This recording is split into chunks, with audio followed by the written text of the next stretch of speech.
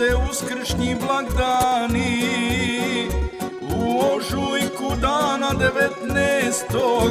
proslavimo mi Josipa Svetog. U ožujku dana 19.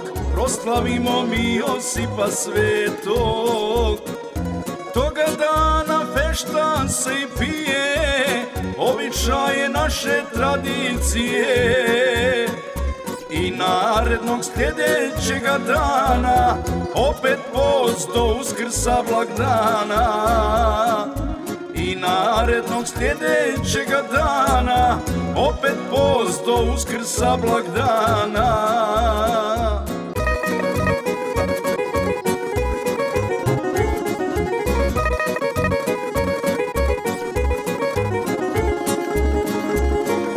I dok dani korizmeni traju, običaji daleko se znaju.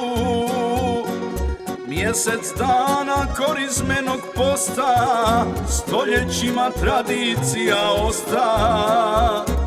Mjesec dana korizmenog posta, stoljećima tradicija osta. Toga dana fešta se i pije, običaje naše tradicije. I narednog sljedećega dana opet post do Uskrsa blagdana. I narednog sljedećega dana opet post do Uskrsa blagdana.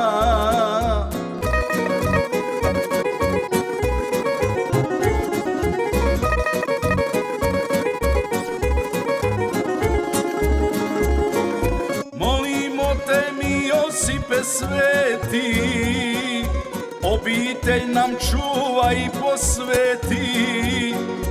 Mir i dobro da u svijetu bude, blagoslovi i sačuva ljude. Mir i dobro da u svijetu bude, blagoslovi i sačuva ljude.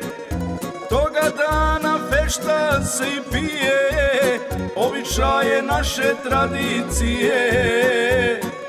I narednog sljedećega dana opet post do Uskrsa blagdana. I narednog sljedećega dana opet post do Uskrsa blagdana.